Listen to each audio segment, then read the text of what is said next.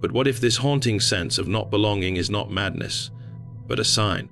What if your exile from the ordinary is proof that your soul follows another path? One written in the language of archetypes, dreams, and destiny. Tonight, we will uncover 8 signs you are not meant for this world, and the hidden truth about why your spirit was never meant to remain in the shallow waters of the collective. Spoken like a descent into the unconscious. There are those who walk among us, yet never truly feel they belong.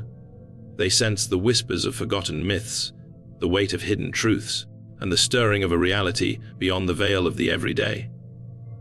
Their lives are not measured by possessions or status, but by visions, conflicts, and shadows that cannot be explained. To them, the world feels like a dream they were never meant to enter, an illusion they were born to question. There is a certain kind of silence that only you know. It is not the silence of an empty room, nor the quiet of a deserted night. It is the silence you feel when you stand among a crowd, smiling faces all around you, voices echoing in laughter and chatter. Yet inside, something stirs like a ghost, whispering, "You do not belong here." This is not loneliness in the ordinary sense. It is something far more profound. Loneliness is temporary. It passes when someone holds your hand or speaks your name. But what I am speaking of is different. It is a permanent fracture between your soul and the collective world. A feeling that no matter how well you play along, no matter how convincingly you perform the rituals of society, you remain on the outside, watching through invisible glass. Carl Jung understood this fracture. He called the collective the great field of consciousness shared by humanity. It is the world of roles, traditions, expectations, and masks. To live inside it is to be part of the rhythm of human life. And yet, for some, that rhythm feels artificial, hollow, even hostile. When the collective laughs, you hear the emptiness behind their words. When the collective celebrates, you notice the shadows cast behind the lights. And when they suffer, you see patterns, archetypes, the ancient dance of forces they themselves cannot see. To feel alienated from the collective is to awaken to truths that others refuse to notice. Think of the persona, that social mask we wear to function in the world. For most, the mask feels natural. They slip into it without question, living their lives as workers, parents, friends, and citizens. But for you, the mask is suffocating. It presses against your skin until you cannot breathe. You feel yourself eroding beneath it. Every time you smile when you do not mean it, every time you speak words that are not your own, every time you nod along to fit in, you betray something deep within you, and yet you cannot stop seeing. You cannot know the truth. You cannot pretend to be at home in a house that was never yours. This is the paradox of alienation. It is painful, it is exhausting, and yet it is also the first step toward individuation, the path of becoming who you truly are. Notice how the world treats the outsider. Society fears those who will not conform. From the beginning of time, tribes rejected the wanderer, the dreamer, the mystic who questioned their sacred laws. To the collective, difference is danger. But what they call danger may be your gift, the very thing that isolates you. The inability to melt into the masses is the same thing that protects your individuality, your soul, from being dissolved in the river of sameness. Do you ever feel as though the conversations around you are scripted, as if people are repeating lines written long ago? Do you feel the weight of unspoken rules pressing down on you, telling you how to act, what to believe, what to want? This is the voice of the collective unconscious trying to bind you, to draw you back into its rhythm, but your psyche resists. You hear the call of something deeper, something older than society's rules, the voice of the self, the archetype of wholeness, calling you beyond the prison of conformity. Alienation is not just a feeling of being out of place, it is also a vision. It grants you eyes that can see beyond appearances. Where others see only surfaces, you perceive symbols. Where others accept the ordinary, you sense the myth behind it. A family dinner is not just a meal. It is the ancient ritual of the hearth. A workplace is not just a building. It is the modern temple of servitude.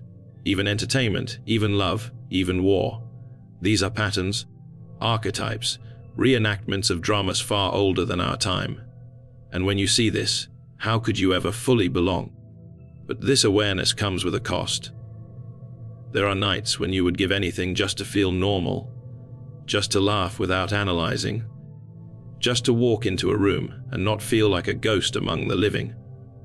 You wonder why you cannot return to innocence, why you cannot be like the others, why you must always stand apart. This suffering is the weight of consciousness itself. To awaken is to lose the comfort of ignorance. Jung often spoke of the individuation process as a lonely journey. The moment you begin to separate from the collective, you feel the ground beneath you shift. The community that once gave you identity begins to see you as strange, different, perhaps even dangerous. But in truth, this estrangement is your initiation. It is the path that forces you inward, into the depths of your psyche, where your true self waits to be discovered. Alienation is not an accident. It is not a flaw. It is the symptom of a deeper destiny. For those who feel it, life in the ordinary world can never be enough. The soul aches for something beyond the predictable cycles of birth, work, and death. The alienated ones are seekers, visionaries, wanderers of the unconscious. They walk the edge between two worlds, the world of appearances and the hidden world of meaning. And so, when you feel estranged from the collective, when you feel like you are not of this world, remember, it is because your soul is aligned with another order of reality. You are tuned to a frequency that few can hear. It is not comfort you were born for, but transformation. You are the one who sees the cracks in the surface, the fractures in the mask, the shadows behind the light. And though it sets you apart, though it makes you wander endlessly, it also draws you closer to the truth that others spend lifetimes avoiding. When the sun sets and the waking world dissolves into darkness, you do not simply sleep. You enter a threshold, a secret kingdom where the boundaries of time and space collapse, and another life begins. For most people, dreams are nothing more than fragments, random nonsense, quickly forgotten, swept aside with the morning light. But for you, dreams are not fragments. They are the whispers of eternity. They are messages written in symbols, calling you toward truths that the ordinary mind cannot grasp. Carl Jung called dreams the royal road to the unconscious, and for good reason. In them, the collective unconscious speaks directly to you through images, archetypes, and visions. To some, these visions are unsettling, even terrifying, because they reveal what the conscious ego would rather ignore. But for you, they are not simply strange. They feel more real than waking life itself. Have you ever noticed how a dream lingers in your chest long after the details fade? How a single image, a staircase that leads nowhere, a face without eyes, a bird turning into fire, haunts you with a weight that no waking event can match. This is because dreams speak in a language beyond words, the language of symbols. And when you are attuned to that language, it begins to dominate your existence. You find yourself thinking more about what you saw in the night than what you accomplished in the day. You begin to suspect that the dream world is not a shadow of waking reality, but the other way around, that waking life is the pale imitation and the dream is where truth resides. In Jungian thought, every dream is a message from the self, the center of the psyche, striving to restore balance and guide you toward individuation. For most people, these messages go unheard, but not for you. You carry them like scripture. You wake with the weight of them pressing against your heart, trying to decode the meaning, as if your very life depends on it, and in many ways it does. This is why you feel alien to the ordinary world. While others wake up and rush to their jobs, checking their phones, chasing distractions, you wake up with the image of a crumbling tower in your mind and cannot let it go. You wonder what it symbolizes. Is it your life collapsing? Is it the world itself? Or is it the eternal Tower of Babel, the ancient story retold through your psyche. These questions seize you. They demand your attention in a way that bills and chores never could. To live in the language of dreams is to live between two realities. By day, you walk among others, going through the motions of their world. But by night, you are transported into a mythic realm where your unconscious reveals its face. The line between these realms begins to blur. A symbol from a dream bleeds into your waking life, repeating in coincidences and synchronicities. You see numbers, animals, patterns, reappearing with impossible precision. And you know, deep down, that these are not accidents. They are messages continuing the dialogue that began in your sleep. But this gift is not easy to bear. To take dreams seriously is to live with an intensity that others cannot understand. People may mock you for overanalyzing, for searching for meaning where they see none. They might laugh when you say that a dream changed your life, or that a symbol has been following you for months. To them, it is superstition. To you, it is the pulse of reality itself. Jung spoke often of the archetypes that appear in dreams. The wise old man, the great mother, the shadow, the hero, the trickster. These are not mere characters, but eternal forces shaping the soul. When they visit you in your sleep, they are not inventions of your imagination. They are the living myths of humanity, speaking through your unconscious. And the fact that you hear them, that you see them, means that your psyche is tuned to a higher frequency. You are not merely dreaming. You are conversing with the ancient patterns of existence. Think of how many times a dream has warned you, prepared you, or revealed something you refused to see. A relationship ending long before it ended in reality, a danger sensed before it arrived, a truth about yourself you wished to deny. For most, such dreams pass unnoticed, but you cannot ignore them. They cling to you, demand recognition, demand to be integrated into your waking life. This is why you feel as though you belong more to the dream world than to the waking one. Because in dreams you feel seen. The unconscious does not flatter you, does not lie to you, does not play games of status or approval. It speaks in its own brutal honesty. It shows you your shadow. It reveals your hidden desires. It confronts you with your mortality. But it also gives you glimpses of transcendence, moments of beauty so overwhelming that you wake with tears in your eyes, longing for a world that feels more alive than any day you have lived. And so, the language of dreams becomes your true mother tongue. While others chatter in words about sports, politics, gossip, you are fluent in a deeper dialect, one spoken in images, symbols, and archetypes. To you, the sight of a crow is not just a bird, it is a messenger. The image of a child in a dream is not just a child. It is the eternal child archetype, the potential of new life, the beginning of transformation. Nothing is only what it seems. Everything is layered with meaning. You are not meant for the shallow rhythm of ordinary existence, because your psyche belongs to this deeper dialogue. You are a translator between two worlds, carrying fragments of the dream into the waking, weaving them into meaning, refusing to let the unconscious be silenced. And this is why the world often feels strange to you, why it feels incomplete, like a surface without depth. Because you have touched the depths, and once you have, you can never again pretend the surface is all there is. There comes a moment in life when you begin to notice the subtle weight of the mask you wear. At first, it feels harmless, even necessary. You smile when you do not want to. You say the polite thing instead of the true thing. You laugh at jokes that do not touch your spirit. Everyone does it. This is how society survives, through a collective agreement to wear the persona, the face we show to the world. But for you, this mask grows heavier with time. What others carry lightly, you carry like an iron burden pressing against your very skin. Carl Jung described the persona as the role we perform in society, the clothing we wear to interact with the collective. It is not inherently false, it serves its purpose, allowing us to function among others. Yet, the danger is when the mask consumes the soul, when we begin to confuse the performance with the person. For many, this never becomes a problem. They wear their masks so well that they forget they are masks at all. They blend seamlessly into the chorus of social expectations. But you are different. You cannot forget. You cannot surrender fully to the play. And because of that, every interaction feels like a betrayal of something deeper inside you.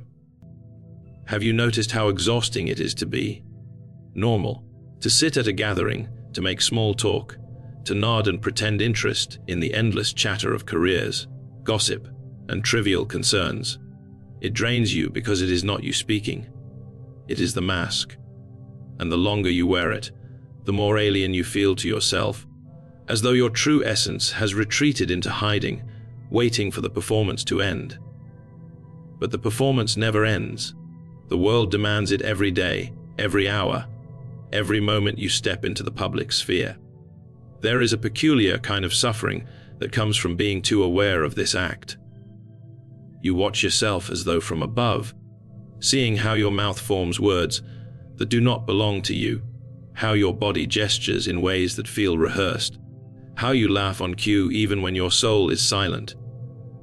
This split between the inner and the outer creates a tension almost unbearable. Others seem content to dissolve into their roles, to mistake the mask for identity. But for you, the mask feels like a prison, and the more you resist it, the more isolated you become. Society is not kind to those who refuse to play along. A face that does not smile when expected, a voice that does not echo the collective's opinions, a person who refuses to pretend. These things disturb people. They sense the difference even if they cannot name it. They call you strange, aloof, difficult, or cold. But what they are really sensing is your refusal to surrender to the false self. Jung knew that this discomfort is the beginning of individuation. To become whole, one must separate the mask from the soul. You cannot destroy the persona. You will always need it to survive in the world, but you must not let it devour you. Your awareness of its falseness is the first step toward authenticity. While others are asleep inside their masks, you remain awake, struggling, but awake. Think of how often you have been told to just be yourself, as though that were a simple command. But what they mean is, be the version of yourself that makes us comfortable. When you try to show your true face, your anger, your sadness, your depth, your strangeness, it unsettles them. They prefer the performance. They prefer the mask. And so you learn to hide, but hiding becomes suffocation. Perhaps you have felt this most strongly in relationships. At first, you play the role the other desires, the good partner, the attentive friend, the agreeable child. But over time, the mask crumbles, and your true nature begins to seep out. Then the conflict begins. They say you have changed, but you know you are only removing the mask you wore for their sake. This is why intimacy feels dangerous to you. To be truly seen is to risk rejection. To keep wearing the mask is to lose yourself. This discomfort with masks often leaves you hovering between worlds. Too honest to live comfortably in the collective lie, yet too bound to the human condition to live without masks at all. It is a tension you cannot escape. And yet, this very tension is what forges your soul. Jung compared it to the conflict of opposites that creates psychic growth. You are torn between authenticity and survival, between truth and acceptance, between the self and the persona. This tearing is painful, but it is also necessary. Without it, you would dissolve into the faceless crowd, forgetting you ever had a soul of your own. Notice how children live before the mask fully forms. Their laughter is real, their anger is raw, their sadness flows without shame. They are authentic because they have not yet learned the necessity of performance. But as they grow, society teaches them to conceal, to filter, to disguise. The child becomes the actor, and most never return. But you, your discomfort with masks, is the refusal of the soul to remain hidden forever. It is the child within you demanding to breathe again. This is why you feel uneasy in social spaces, why you feel drained by conversations that others seem to enjoy. It is not because you are incapable of connection. It is because connection through masks feels meaningless to you.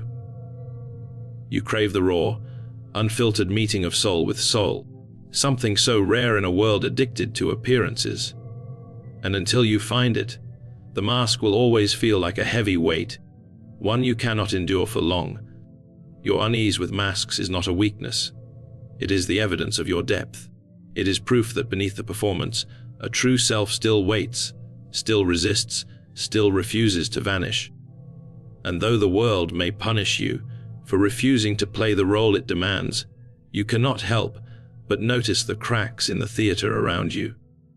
You see how fragile the play is, how desperately others cling to their costumes, how terrified they are of being seen without them. This vision, though it isolates you, also liberates you. Because once you have seen the falseness of the mask, you can never again mistake it for who you truly are. There are parts of yourself you wish you could ignore, pieces of your being that you tuck away in the dark.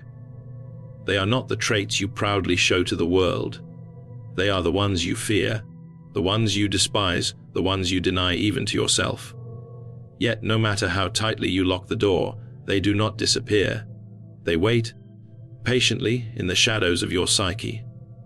This is the realm Jung called the shadow, the hidden side of the personality, the aspects rejected by the conscious mind. For most people, the shadow is kept far out of sight, buried under layers of social roles and polite performances. But for you, the shadow does not stay silent. It lingers close, breathing at your neck, whispering into your thoughts, appearing in your dreams, demanding your attention. Your relationship with the shadow is not distant. It is intimate. While others avoid confronting their darkness, you cannot escape it. You feel its weight in your moods, in the sudden surges of anger you cannot explain, in the secret desires you are ashamed to admit, in the fears that grip you without warning.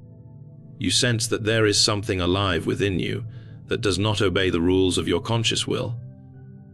It unsettles you, frightens you, but it also fascinates you.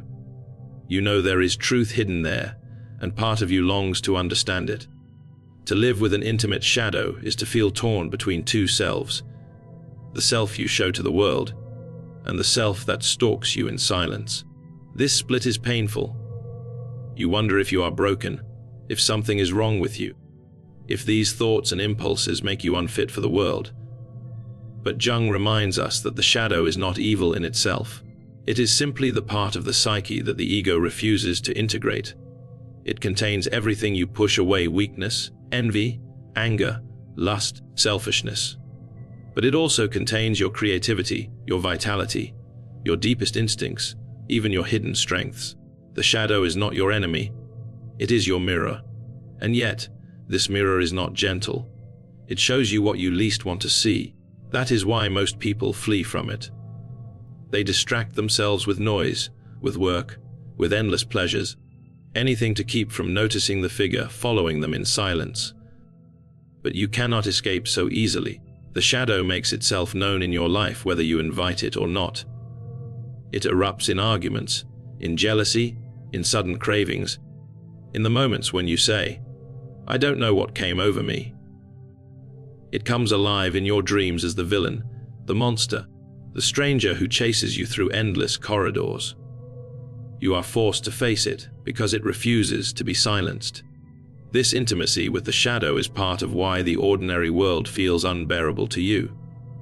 Society encourages people to wear masks of light, to show only the cheerful, the productive, the acceptable parts of themselves.